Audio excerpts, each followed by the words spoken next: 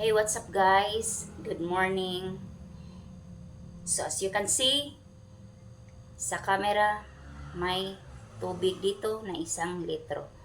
So, meron tayong bitchin, oh, MSG, and isang itlog. So, ito na ang solusyon para sa ating halaman. So, kung alam nyo na ito, at yung hindi pa alam, panoorin ng mabuti para malaman natin at ma-experience nyo rin at i-experience nyo rin sa inyong mga halaman kung gaano siya ka-epektibo. So sa akin, first time ko lang tong gawin. Kaya watch this kung paano. Ito, isang itlog.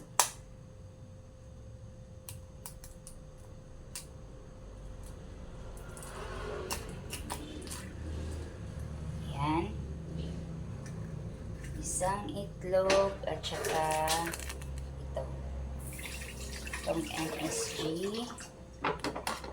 Parang medyo umapaw siya. Upitan muna natin. Kasi isang 1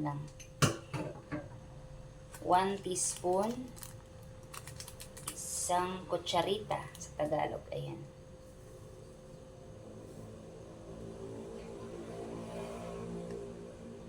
Ayan. Tapos, i-mix-mix natin.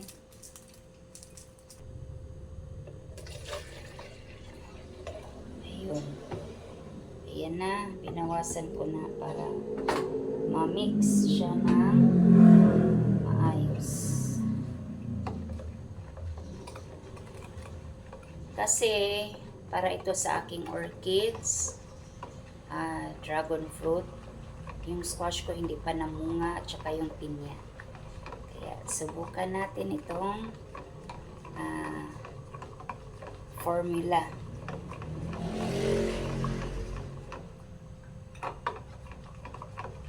Kasi ang egg naman ay good for the calcium sa mga halaman. Aside from the eggshells. So, try natin po.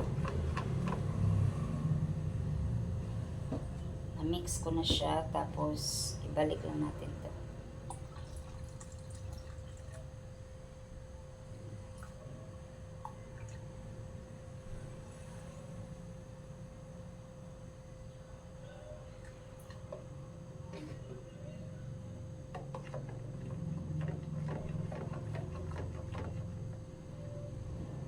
Yan. So tara guys, samahan nyo ako sa labas at pakita ko sa inyo na i-delete. Ito lang naman ay once a week lang daw i-delete. Okay? So, see you outside. So, ayan, mag-delete na po ako.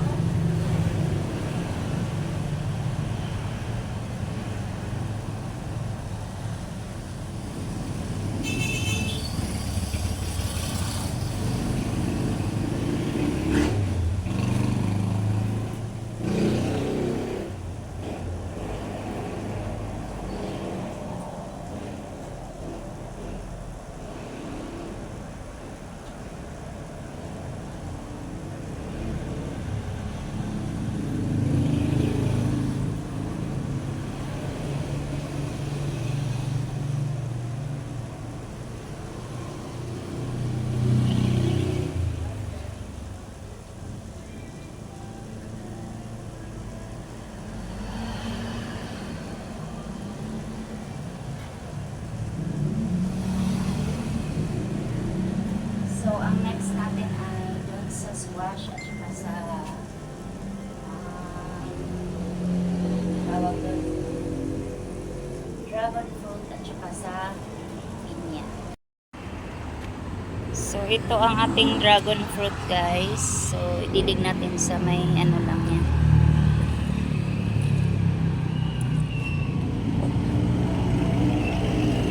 Ayan ang aking squash. So, dito tayo sa likod. likod.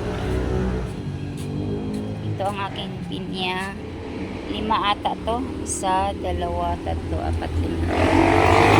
5. So, diligan natin ang ating pinya.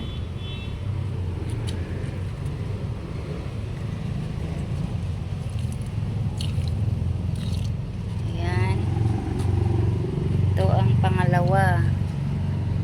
Hirap diligan kasi matinik.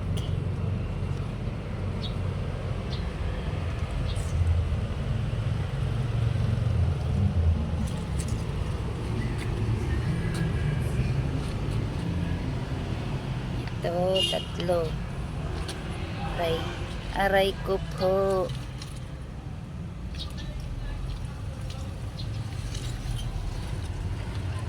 Ito, pang-4.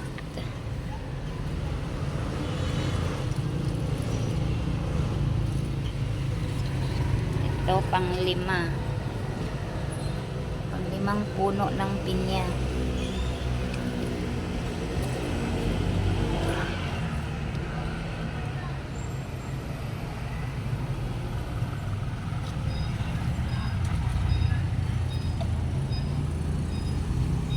So, kinulang tayo. Nagdagdag ako ulit ng 1 litrong tubig. Tsaka 1 kutsaritang MSG para sa ating squash. Hindi ko na lagyan siya ng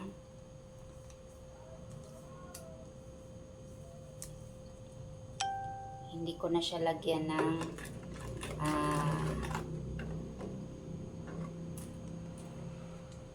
hindi ko na siya lagyan ng itlog. So, yun. Madali lang naman tong tunawin ang MSG, no?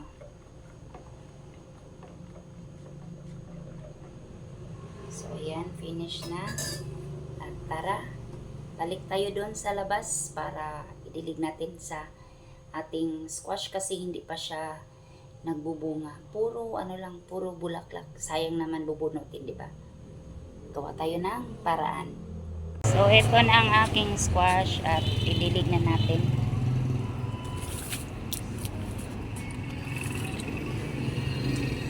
May talong pa rin ako dito. Ayan, ganyan lang.